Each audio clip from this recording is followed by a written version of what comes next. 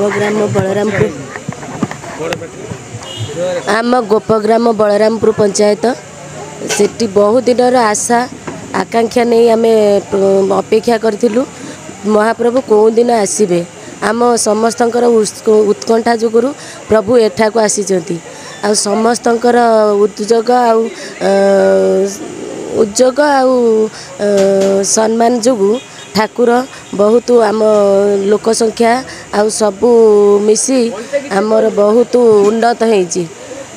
मु कौन कहि मु भी भाषा रे किछि कहि पार नहीं मते एते खुशी लगुच आज प्रभुंकर विग्रह मंदिर भितर पशिला मते बहुत आनंद लगुच मु तो दुखर सीमा मु कहि पारु नहीं मते एते खुशी लगुच जे ठाकुर आज आम पाखक आसी एति कहि कि गोप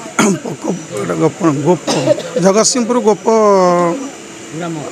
गोपगाम ग्रामर माँ जागुले दांडरे माँ लक्ष्मी एवं विग्रह प्रतिष्ठा हेले आमर हनुमान प्रतिष्ठा हेले बड़ समारोह लक्षा पाखापाखि 10,000 लोकर समागम होता 9 जन विद्वान पंडितों द्वारा यज्ञ समापन है।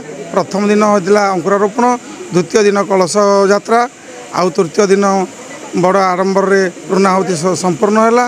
आध्यात्मिक परिवेश रे भजन समारोह कार्यक्रम चलता अति सुंदर भाव में विग्रह प्रतिष्ठा समापन करी आ ग्रामवासी मान अति खुशी रे प्रसाद पाई आत्मसंतोष लाभ कले।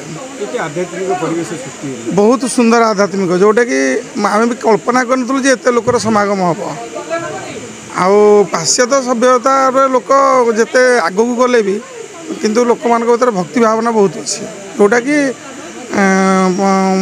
गोपवासी द्वारा एवं आउ आखपाख अंचल किसी बुद्धिजीवी जो यह संभव है। नीलांबुज श्यामल कोमलांगं सीता समारोपित वाम भागं प्रणो महासायक चारु चापं नमामि रामं रघुवंशनाथं मनोजवं मारुततुल्य वेगं जितेन्द्रियं ब्रोधिमता वरिष्ठं भतात्मजं वानरदूतमुख्यं श्रीरामदूतं शरणमं प्रपद्ये।